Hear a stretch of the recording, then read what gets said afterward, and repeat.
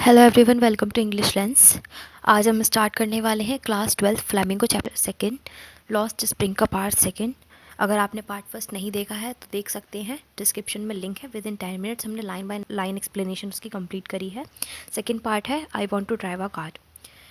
इस पार्ट के जो मेन कैरेक्टर है वो है मुकेश। जो मुकेश है वो अपने खुद का मास्टर बनना चाहते हैं और वो एक मोटर मैकेनिक बनना चाहते हैं। जो ऑथर है एनीस जंग, वो मुकेश से पूछती हैं, क्या तुम्हें कार के बारे में कुछ पता है? जो मुकेश है वो बोलता है कि मैं सीख लूँगा कार को ड्राइव करना। और वो जिस तरीके से आंसर देता है, पता चलता है कि जहाँ पे वो रहता है फ़िरोज़ाबाद में, वो फुल ऑफ डस्ट है, क्योंकि वहाँ पे जो बैंगल मेकिंग का प्रोसेस चलता है उसमें बहुत ज़्यादा डस्ट एमर्ज होती है। वो डार्कनेस में होता है, शेल्स होती हैं वो बहुत ज़्यादा क्लिंगी होती हैं, बहुत ज़्यादा डर्टी होती हैं, बहुत ज़्यादा डस्ट उड़ती है। तो उसका सपना उसी धूल में दिख रहा था, क्योंकि जो फ़िरोज़ाबाद है वो फेमस है बैंगल्स के लिए, और फ़िरोज़ाबाद में हर एक फैमिली एंगेज है बैंगल्स बनाने के लिए ही। और जो फ़िरोज़ाबाद है उसे सेंटर माना जाता है इंडिया का ग्लास ब्लोइंग इंडस्ट्री का, क्योंकि मोस्ट ऑफ द जो बैंगल्स होती हैं वो यहीं बनती हैं। जहाँ पे जो फैमिलीज़ हैं वो अपनी जनरेशन्स बिता देती हैं बैंगल्स मेकिंग में ही। जो काम करती हैं वो फर्नेसेस के सामने ग्लास को वेल्ड करती है, बैंगल्स बनाती हैं। और जो वुमेन है, जो मैन है, वो सब यही काम करते हैं। जो मुकेश की फैमिली है वो भी इनमें से एक है। किसी को भी ये नहीं पता कि ये जो बैंगल मेकिंग का प्रोसेस है, अगर इसे बच्चे करते हैं तो ये कितना इलीगल है, क्योंकि जो बैंगल मेकिंग का काम है वो ग्लास फर्नेसेस में करना पड़ता है, जिसमें बहुत ज़्यादा हाई टेम्परेचर होता है। जो सेल्स होती हैं वो बहुत ज़्यादा डिंगी होती है, मतलब बहुत ज़्यादा छोटी होती हैं और डर्टी होती हैं। ना ही शेल्स में लाइट होती है, ना ही एयर।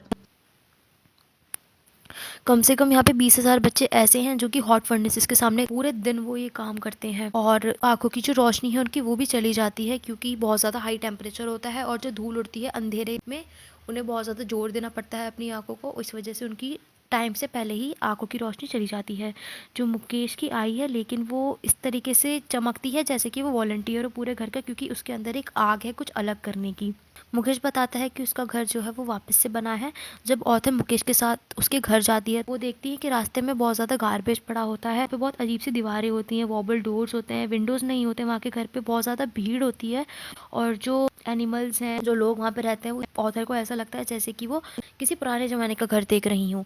जो मुकेश है वो एक घर के सामने रुकता है। उस घर की हालत बहुत अच्छी नहीं होती और मुकेश घर के गेट को पुश करता है। और जब ऑथर और मुकेश उस घर के अंदर एंटर करता है, तब उन्हें पता चलता है कि ये तो हाफ बिल्ट है। सामने ही वहाँ पे ग्रासेस में स्टोव लगा होता है, मतलब चूल्हा लगा होता है, जहाँ पर स्पेनिश लीव्स के बड़े बड़े बर्तन रखे होते हैं। ग्राउंड में लार्ज एल्यूमिनियम प्लेटर पर चॉप्ड वेजिटेबल्स रखी होती हैं। एक फ्रेल वुमेन, मतलब बहुत ज़्यादा वीक वुमेन, वहाँ पे इवनिंग मील बना रही होती है पूरी फैमिली के लिए।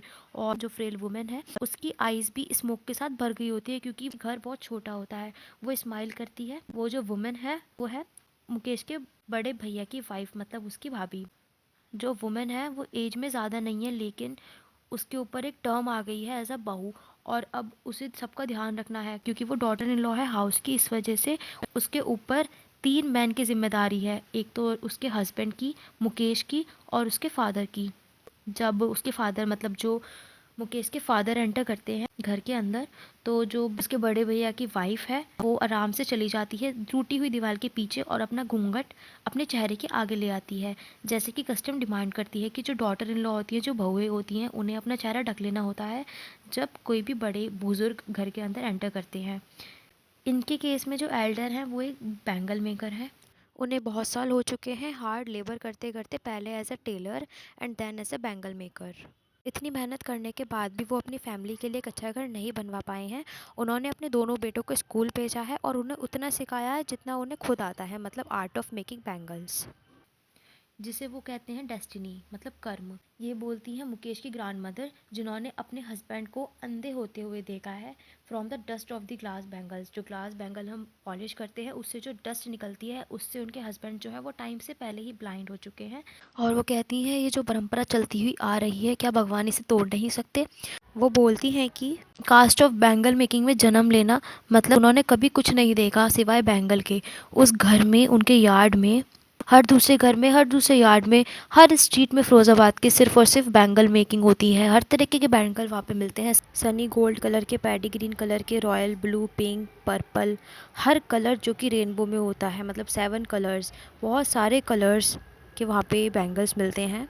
जिसे बच्चे जो होते हैं वो 4 व्हीलर हैंड कार्ट्स पे लेकर गली गली में जाते हैं और flame of flickering oil lamp के सामने बैठकर लड़के लड़कियां फादर मदर सब बैठकर उनकी पॉलिशिंग करते हैं। वो वाइल्ड करते हैं कलर्ड ग्लास पीस को सर्कल फॉर्म में। बेसिकली वो वाइल्ड करके उनकी बैंगल्स बनाते हैं। उनकी जो आईज़ हैं वो ज़्यादा एडजस्ट हो चुकी हैं डार्क में, क्योंकि वहाँ पे अंदर लाइट बहुत कम है और टेम्परेचर बहुत ज़्यादा हाई है। इस वजह से उनकी जो आई साइट है वो अडल्ट होने से पहले ही चली जाती है। अब बात होती है सविता के बारे में, जो कि एक यंग गर्ल है जिसने एक पिंक कलर की ड्रेस पहनी हुई है। वो बैठी है एक बूढ़ी औरत के साथ। उसके हाथ में भी पीसेस ऑफ ग्लास होते हैं, बेसिकली बैंगल्स होते हैं। उसके हाथ बहुत तेज़ चल रहे होते हैं, जैसे कि कोई मशीन काम कर रही हो। ऑथर को ऐसा लगता है कि शायद उस लड़की को बैंगल्स के बारे में जो पवित्रता है वो पता ही नहीं है। ये सिंबलाइज करते हैं इंडियन वुमेन के सुहाग को, जो कि मैरिज के लिए बहुत ज़्यादा इम्पॉर्टेंट और स्पेशियस माना जाता है। और एक दिन उसे पता भी नहीं चलेगा कि किस तरीके से उसका सर है वो रेड वेल से ड्रैप हो चुका है, मतलब उसकी शादी हो चुकी है। उसके हाथ में मेहंदी लग चुकी है और उसकी कलाइयों पर चूड़ियाँ आ चुकी हैं। उस टाइम पर उसे पता चलेगा कि वो दुल्हन बन गई है। जैसे कि उसके साइड में जो ओल्ड वुमेन बैठी है वो दुल्हन बनी थी कई सालों पहले, और अब भी उनके हाथों में चूड़ियाँ हैं, लेकिन वो ब्लाइंड हो चुकी हैं। जो एल्डर वुमेन है वो बोलती है कि एक वक्त से भर खाना भी नहीं खाया, मतलब उन्होंने कभी भी पेट भर खाना नहीं खाया। जो एल्डरी वुमेन के हस्बैंड है वो बोलते हैं कि हमें कुछ भी नहीं आता सिवाय बैंगल मेकिंग के, और इतना हम कर पाए हैं अपने फैमिली के लिए कि हम उन्हें छत दे पाए हैं, उनके लिए घर बना दिया है। उसको सुनने के बाद जो ऑथर है उन्हें लगता है कि कम से कम इन्होंने ये तो अचीव कर लिया है, बेसिकली अपने घर तो बना पाए हैं, जो कि कई सारे लोग फेल हो जाते हैं अपनी लाइफ टाइम घर बनाने के लिए। जो फिरोज़ाबाद में लोग होते हैं वो रोते रहते हैं क्योंकि उनके पास इतना पैसा नहीं है और वो कुछ और नहीं कर सकते, कोई और बिजनेस नहीं कर सकते सिवाय बैंगल मेकिंग के।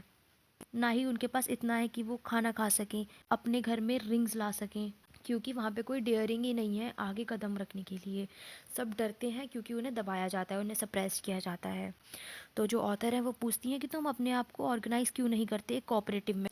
वो बताते हैं कि इस सर्कल में आते हैं मिडलमैन, जो कि उन लोगों से बैंगल्स ले जाते हैं, या तो कुछ पैसे देते हैं या फिर बिल्कुल पैसे नहीं देते, क्योंकि जो मिडलमैन होते हैं वो बैंगल मेकर को लोन देते हैं और उसके बदले वो उनसे फ्री में बैंगल्स ले जाते हैं।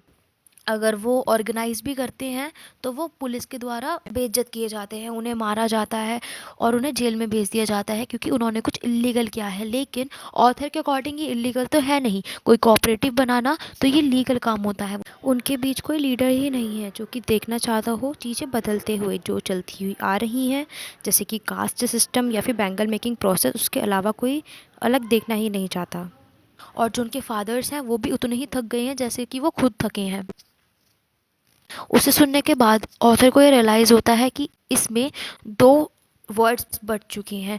एक जो है फैमिली का, जो कि एक वेब मतलब पॉवर्टी के जाल में फंस चुका है, जो स्टिग्मा ऑफ कास्ट को मानता है कि जो इस कास्ट में बोर्न हुआ है वो यही काम करेगा, जैसे कि बैंगल मेकिंग। जो दूसरा है वो एक विशेष सर्कल है जिसमें साहूकार, middleman, bureaucrats, policeman, law keeper ये सब आते हैं, जो कि इन लोगों को जो कोऑपरेटिव बनाते हैं उन्हें ट्रैप कर लेते हुए हॉल्ट करते हैं, जेल भेज देते हैं। और इन दोनों ही ग्रुप ने मिलकर बच्चों के ऊपर ये सारा बोझ डाल दिया है कि उन्हें भी ये काम करना है। लेकिन जो मुकेश है वो अवेयर है, उसके अंदर डेयर है कुछ और करने का, क्योंकि वो करना चाहता है अपने लिए, जो चलता आ रहा है उसी में वो आगे बढ़ना नहीं चाहता। मुकेश कहता है कि मैं मोटर मैकेनिक बनना चाहता हूँ। जब ऑथर उससे पूछती हैं तो वो बोलता है कि मैं गैराज जाऊँगा और सीखूँगा। जो गैराज है वो उसके घर से थोड़ा दूर है। वो बोलता है मैं पैदल चल के जाऊँगा। तो ऑथर बोलती हैं कार के अलावा क्या तुम्हारा सपना है प्लेन को फ्लाई करने का? तो जो मुकेश है वो ग्राउंड की तरफ देखता है, वो बहुत ज़्यादा एम्बेरस फील करता है और वो रिग्रेट में चला जाता है, क्योंकि फिरोज़ाबाद से कुछ ही प्लेन फ्लाई करते हैं और वो अपने आसपास सिर्फ कार्स देखता है, इसलिए उसे मोटर मैकेनिक बनना है। तो यहाँ पर हमारा सेकंड पार्ट भी ख़त्म हो जाता है। अगर आपको ये वीडियो अच्छा लगा तो प्लीज़ चैनल को लाइक एंड सब्सक्राइब करें। Thank you.